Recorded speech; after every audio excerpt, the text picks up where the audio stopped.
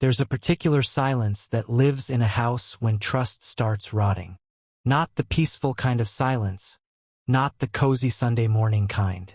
I mean the kind that lingers too long in the corners, that fills your chest when you're trying to convince yourself that everything's still okay. Even though something invisible keeps scraping the inside of your ribs. That kind. I didn't catch her cheating because she slipped up. She was too careful. Too polished. The lie wasn't in her words. It was in the consistency.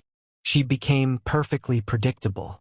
Every Tuesday, she'd disappear for a late shift meeting that always ran exactly until 9:20 p.m. Every Saturday, she'd volunteer at some charity group I never once saw proof of. And her phone? Always face down. Always silent. But she played the role. She kissed me when I made coffee. She asked about my mother. She laughed at my dumb jokes like they meant something. And that was the problem. It was all too clean. No real arguments. No slips. No genuine irritation. Just glossy, scripted affection. The first real crack came out of nowhere. I wasn't even looking. One of those Tuesdays I was driving home from work and took a different route. There had been a wreck on the freeway, so I cut through downtown, right past the Wellington Hotel. And that's when I saw her. My wife. Not rushing. Not flustered. But standing by the entrance, dressed like she was heading into a photo shoot, heels, trench coat, hair done in a way she never did for our date nights. She was smiling at someone standing just behind the glass doors. I slowed. Watched. A man stepped out. Tall, smug face, like he knew the world was a joke and he was in on it. He didn't touch her, not yet. But the air between them was different. Intimate. Rehearsed. She didn't see me. I drove off like a ghost. I didn't confront her. Not right away. I needed more than suspicion. I needed weight. So I started collecting. Over the next 2 weeks, I built a case, not out of jealousy, but out of this disgusting sense that I was sleeping beside someone who was writing a whole other life behind my back. Receipts hidden in the glove box of her car. An alias used in an online hotel reservation account. A burner email. The name she used? Nina Caldwell. I sat in my office and stared at that name on the screen like it belonged to a stranger. And in a way, it did. So I planned. I wasn't going to explode. I wasn't going to beg. I wasn't going to cry. I was going to watch her fall into the trap she'd built for herself.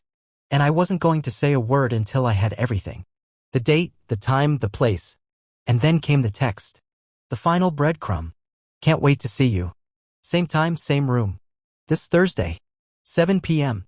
Room 304. Wellington Hotel. That's where everything starts. And where something ends. I booked the room across the hall. Not next door, too obvious. Not down the hallway, too far.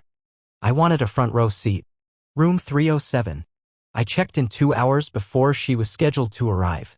Had a clear line of sight to 304. The hallway smelled like stale perfume and dust-covered secrets. I sat on the edge of the bed, lights off, door cracked open just enough to see the brass numbers on her room without being seen.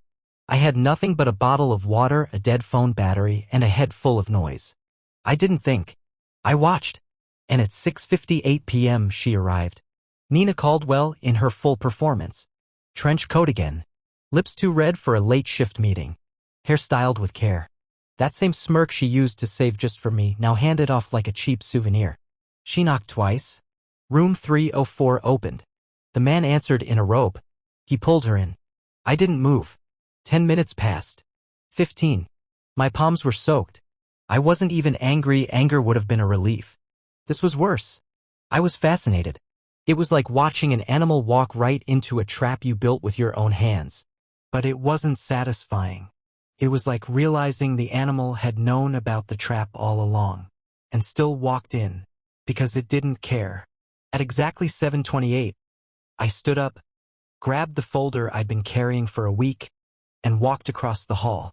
I didn't knock. I kicked. The door flung open hard enough to bounce off the security chain. And there they were. She screamed. He scrambled to cover himself with a bedsheet like it was going to hide the betrayal written all over the room. Her face went pale, then red, then something else entirely. Not guilt, not fear, just annoyance. "You're insane," she yelled.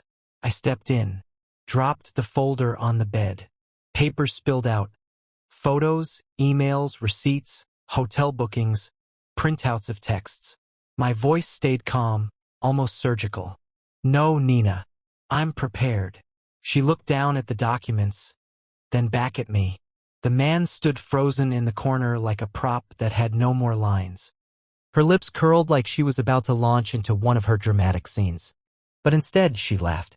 That slow, venomous kind of laugh. The kind people do when they know the game is over, but they're going to spit on the board before they leave the table.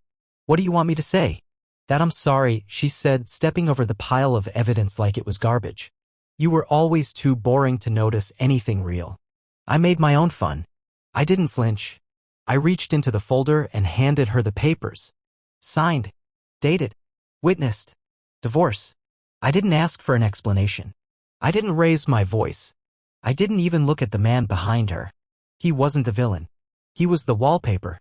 She held the papers like they were made of glass. You're ending it just like that? She asked, like I was the one blowing everything up. No, I said, stepping back toward the door. You ended it. I'm just cleaning up. And then I left. Walked back into the hallway. No shouting. No grand finale. Just silence. The kind of silence that doesn't creep. The kind that confirms what you already knew. I didn't go home that night. I didn't even think about it. Home wasn't a place anymore, it was a crime scene in disguise. I drove with no destination, the streetlights flickering overhead like some kind of stuttering heartbeat. I should have felt liberated. Triumphant. I caught her, exposed her, dropped the hammer, and walked away without blinking. But freedom has a bitter taste when you weren't the one who asked for the cage to be built in the first place. Around 2 a.m., I ended up parked behind an all-night diner on some forgotten stretch of road. I didn't go inside. Just sat there, engine off, watching fog roll across the windshield like it was trying to blur everything I'd seen. That folder, those receipts, photos, the texts I'd printed and read over and over until I knew every curve of her lies, still sat on the passenger seat. Mocking me. Proof that I hadn't imagined any of it. My phone buzzed. Finally charged. 3 missed calls from a number I didn't recognize. 1 voicemail. Her voice. Short. I see. So that's it? That's all I get? You humiliate me in front of someone, toss some papers at me like I'm garbage, and vanish? After everything? After everything. As if I'd stolen her time. As if she were the one abandoned, wounded, cornered. The message ended with silence. Not a click, not even a goodbye. Just that heavy pause, like she was waiting for me to feel guilty. Like I was supposed to call back and ask why. Or beg. Or forgive. But I didn't. I didn't even listen to the message again. I deleted it, closed my eyes, and tried to remember the first lie she ever told me. It wasn't some big betrayal. It was small. Harmless. Something about not having seen a movie we ended up watching together later, and she quoted every line before it happened. I remember thinking it was cute. That she just wanted an excuse to spend more time with me. But that's how it always starts. Doesn't it? Tiny cracks. Just enough to let the rot in. The next morning, I went to my lawyer's office to make sure everything was airtight. I didn't want loose ends. I wanted her signature filed, processed, and carved into stone. He asked me if I was sure. I said yes before he finished the question. That afternoon, I got another text from her. No apology. No regret. Just, you're throwing away a life we built. For what? Some cheap win. That told me everything I needed to know. It wasn't about love. It wasn't even about betrayal. It was about control. She lost it, and she couldn't stand it. But this wasn't a game anymore.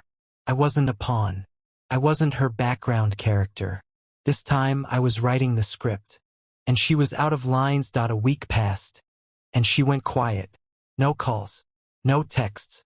Not even a desperate email begging for a second chance or trying to twist the story into something with rounded edges. Nothing. Which would have been fine, perfect actually, if not for one thing. She didn't disappear. She just changed tactics. I got the first whiff of it when my sister, Lauren, called me out of the blue. She sounded confused, even hesitant, like she didn't want to say something that might trigger me. She messaged me. She said you were having a breakdown, that you'd lost it. I laughed. Not because it was funny, but because of how precisely on brand it was. She wasn't apologizing. She was rewriting the story, making me the villain, the unstable husband, the dramatic one who snapped. I told Lauren everything, every twisted detail, the hotel, the fake name, the folder. She went silent for a few seconds, and when she spoke again, her voice was steel. She's disgusting. Let her try that narrative with me again. I knew she would, though. That was her style. If she couldn't win in private, she'd scorch the earth in public. And sure enough, 2 days later, I found out from a mutual friend that she'd started telling people I had grown distant, cold, that the marriage had been over for a long time and that she found comfort in someone who actually listened. She never used the word cheating, never admitted fault. Just that vague, poisonous framing that paints her in soft victim tones while leaving just enough unsaid to bury the knife deeper. But that wasn't even the worst part. She showed up at my place. No warning. No call. Just knocked on the door around 10 p.m. like nothing had happened. Like she hadn't detonated the life we built. Like I was just going to open the door and forget that she'd been living a double life with a man who wore hotel bathrobes like a badge of honor. I opened it. She stood there, leaning against the frame like she had every right to be on my doorstep, holding a bottle of wine and a smirk. I figured you'd calm down by now. I didn't say a word. I stared at her like she was a stranger who'd wandered into a story she no longer belonged to. She walked in uninvited. Same perfume, same look in her eyes. That slow, coiled confidence like she'd already planned out the next 5 moves. "This isn't going to stick," she said, pouring herself a glass like she still lived there. "You know that, right? You're not really going to throw all of this away because I made a mistake." I laughed, a dry, joyless thing that scraped its way up from my chest. "A mistake is forgetting an anniversary," I said. "You built a second life, a whole character. Nina Caldwell? Really?" She didn't flinch, just sipped her wine. "You were boring. You made everything so easy, so dull. I needed more. And he gave me more. That should have hurt. But it didn't. What burned wasn't the insult. It was the casual way she said it. Like I was just another product she'd outgrown. Like I was a couch that didn't match the wallpaper anymore." I walked over to the door and held it open. "You're done here," I said. "This time, you don't get to rewrite the ending." She stared at me. I saw it, the flash of rage behind her eyes. The cold realization that the strings she thought she still held had snapped. She left. Didn't slam the door. Didn't say goodbye. Just silence again. But not the kind I feared anymore. This was the silence that comes when the storm has passed and all that's left is the mess. And I was finally ready to clean. There's something surreal about living in the aftershock of someone else's destruction. You wake up in the same bed, see the same walls, make the same coffee, but everything's off. Like the house is wearing a mask and you're the only one who sees the cracks underneath it. That week, I started noticing the tiny imprints of her everywhere. Not the obvious ones like the dent in the couch cushion where she used to curl up or the 2 mugs she always insisted on keeping by the sink just in case. No, these were the subtle, haunting things. Her handwriting on a sticky note inside the kitchen drawer. The faint trace of her perfume on a jacket she borrowed once and left hanging behind the door.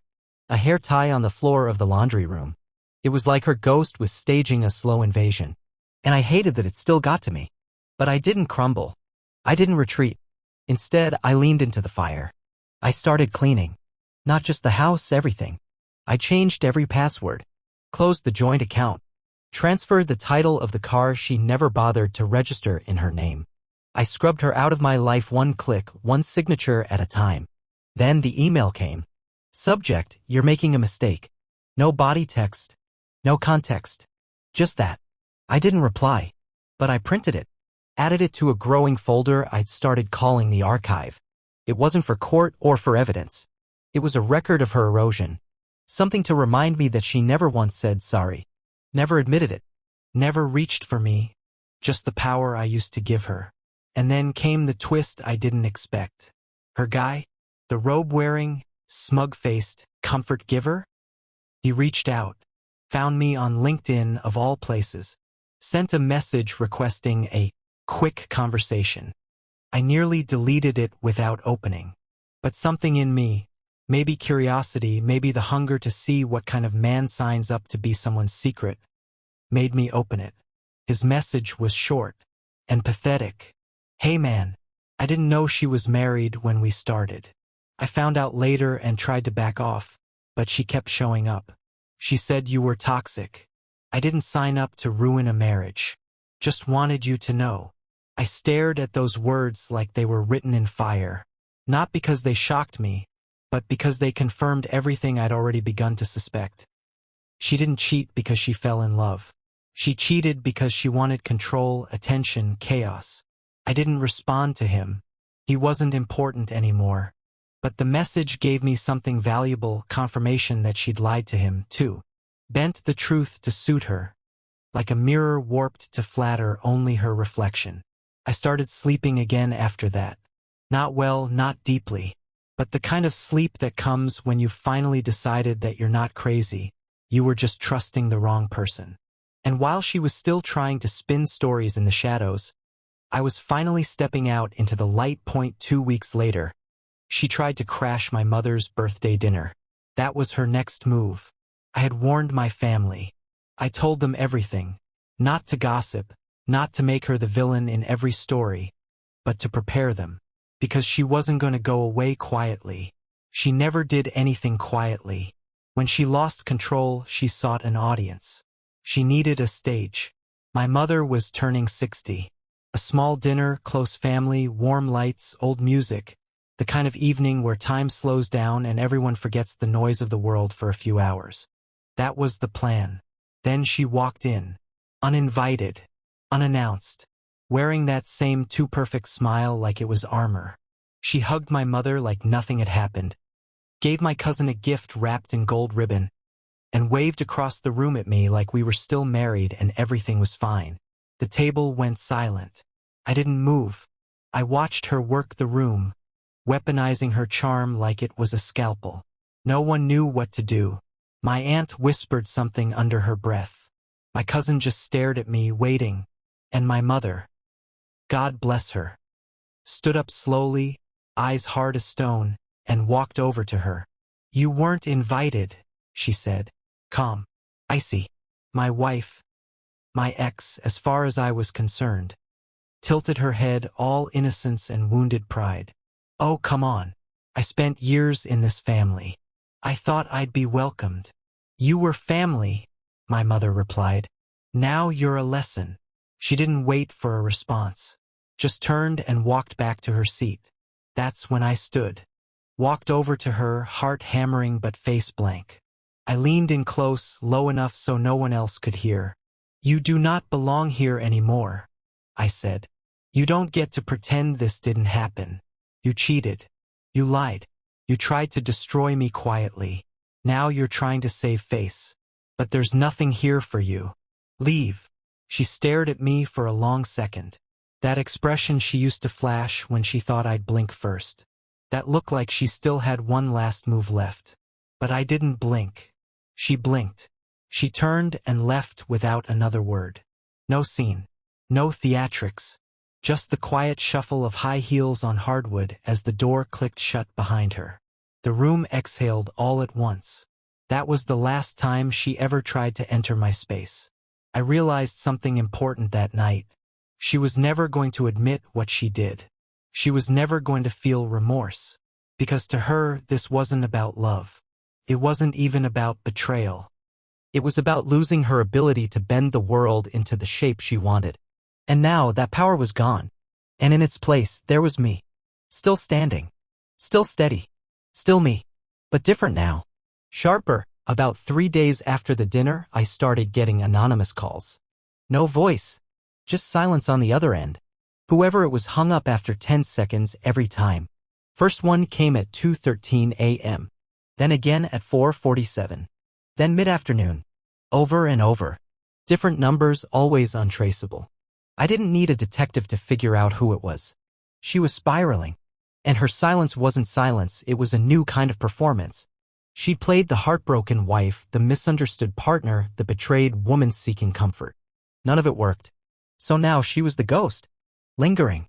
hovering just out of reach, just close enough to remind me she hadn't disappeared. Just changed shape. I didn't answer the next 5 calls. Then I picked up. Didn't say hello. Just waited. She spoke first. I knew it would be her. You really think you're the hero here, don't you? I stayed quiet. You think people don't see what you did? You embarrassed me. You humiliated me in front of everyone we knew. I let her talk. I wanted to hear how far she'd go. And she didn't disappoint. I gave you everything. I gave you years. And you think a few mistakes make me a monster? A few mistakes. That's how she categorized it. A fake identity. Months of deception. A second life funded by lies. Just a few mistakes. You should thank me, she added. That was new. Excuse me? I asked, calmly. If I hadn't done what I did, you'd still be that dull little man clocking in and out of his boring job, coming home to microwave dinners and reruns. I woke you up. I laughed. Couldn't help it. Not bitter, not sarcastic. Amused.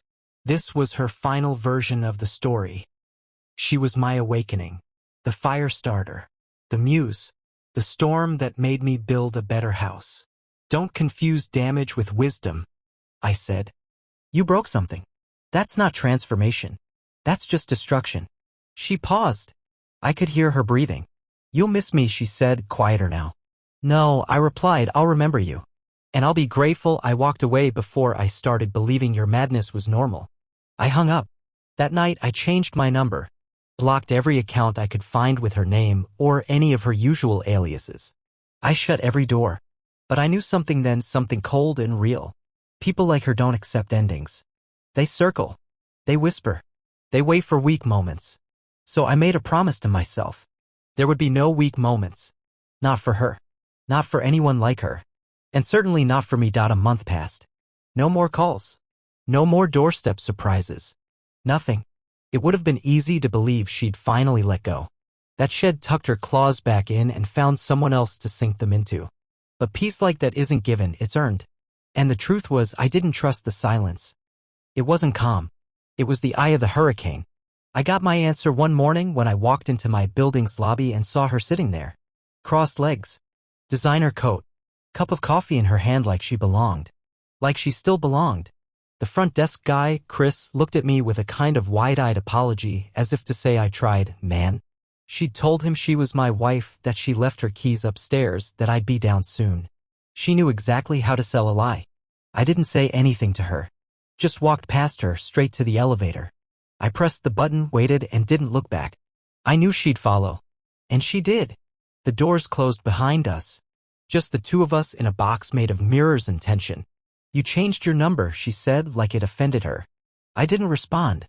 You know, I've thought a lot about how you handled all this, she continued. So dramatic. So performative. Like you're some noble victim. But you're not. You just didn't know how to keep me. I turned to her slowly. Really looked at her. This wasn't the woman I married. This wasn't even the woman who lied to me, cheated on me, pretended to be someone else just to chase a thrill. This was the woman she'd become when she ran out of stories to tell. Why are you here? I asked. She smiled. Not kindly. I want my things. You already took what mattered, I said. You don't get to come back for leftovers. I'm entitled, you're entitled to nothing. You think this is still about property? About drawers and closets and whatever you forgot to steal the first time? You burned this place down and now you want to sift through the ashes for souvenirs. Silence. Not because she had no comeback, but because for the first time she realized her voice didn't echo anymore. It fell flat. I stepped out of the elevator and held the door open. She hesitated. You know what's sad? I said. You spent so long playing all these roles. Nina, the victim, the temptress, the martyr. You forgot who you actually are. And now, so has everyone else. She stepped out. Didn't say another word. Just walked past me like a ghost wandering through the last place it ever mattered. She didn't knock on my door. Didn't try to force her way in. She just left. That was the real ending. Not the hotel. Not the papers. Not the birthday dinner. That, her walking away without a fight, was the moment I knew I had finally taken everything back. Not the relationship. Not the years. Myself. 3 months after the elevator. 3 months without her voice, her shadow, her reach. 3 months where I breathed fully for the first time in what felt like years. I started to rebuild. Not just my apartment, but everything else she tried to hollow out. Got rid of every piece of furniture she picked. Repainted the walls. Changed the lights, the curtains, even the kitchenware. I wasn't just erasing her, I was removing the residue she left behind. Her taste, her influence, her fingerprints. I started seeing people again. Not dating, not yet. Just people. Friends I'd ghosted during the marriage. Colleagues I'd avoided because she'd always found them draining. My world had narrowed so much around her needs that I forgot I used to have one of my own. And slowly it began to open up again. But healing isn't linear. And life never gives you clean breaks. It happened during a work lunch. Casual spot, corner booth, laughter, drinks. I was mid-sentence when someone tapped my shoulder. I turned around. It was her mother. Not her. Her mother. A woman I hadn't seen since before the divorce. The last time I did, she was hugging me at Christmas, calling me the best thing that ever happened to her daughter. Now she looked different. Lined. Older. Eyes hollowed by the weight of disappointment. I just wanted to say I'm sorry, she said softly. For a moment, I didn't know what to say. I just blinked at her. I didn't know how bad it got, she continued. She told us you left. That you snapped. That you were unstable. That word again. Unstable. She sat beside me at the table. The others grew quiet, respectful. She reached into her purse and pulled out an envelope. Handwritten. My name on it. She wrote this. A month ago. Said she wouldn't mail it. Said she was done. But I read it. And you deserve to see it. She left the envelope on the table and walked away. I stared at it. Didn't open it. Didn't touch it until the end of the day. I read it at home. It wasn't an apology. Not really. It was a farewell. A bizarre, cold, disjointed reflection where she called me the most stable mistake she ever made. Said I reminded her too much of who she should have been and that being with me made her feel small. She said goodbye in the most calculated way, one last attempt to assert power by reducing me to a footnote in her narrative. But it didn't land. Not this time. Because the man she was writing to? He didn't exist anymore. She'd killed him. Lied to him. Used him. And I was standing over the ashes of that version of myself with something better in its place. Something unshakable. It was raining the day I officially closed the last chapter. Not symbolically.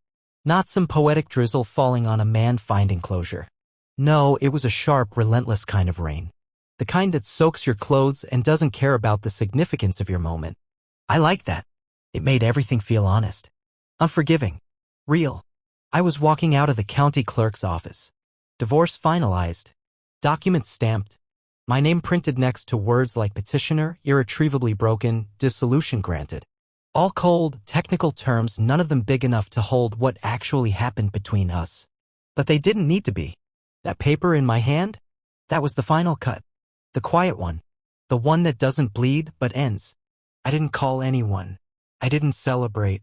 I didn't post some vague quote about freedom or healing. I went home, turned off my phone, sat in my living room, bare walls, new furniture. Everything still echoing a little too much because it hadn't fully settled yet. Like me. And I thought, not about her. Not really. I'd done enough of that. I thought about the man I used to be, the one who gave the benefit of the doubt even when the truth was choking him. The man who excused silence, deflected red flags, forgave too quickly just to keep the peace. He wasn't weak, but he was blind. And he loved someone who counted on that blindness. She didn't just betray me. She calculated my loyalty, turned it into a playground. She wore my trust like armor while she built escape routes behind my back. She didn't break my heart by accident. She chose to. That's something I'll never forget. Not out of bitterness, but clarity. Because knowing that, it protects me now. From people who speak in riddles and shift blame with every breath. From apologies wrapped in manipulation. From love that demands silence as proof of devotion. I'll never be that man again. And maybe the real win wasn't catching her in the hotel room or slapping down divorce papers in front of her little fantasy. Maybe the real win was learning that walking away isn't weakness. It's wisdom. Now, when I think about love, I don't picture her. I don't picture the hotel. I don't picture the fake names or the cold laughter or the voiceless calls. I picture something quiet, simple, stable, not boring, honest. And if someone like her ever shows up again in a different coat with a different smile, whispering about excitement and more, I'll know exactly what to say. No, not again. Not ever. That chapter's closed. And this time, the door is locked.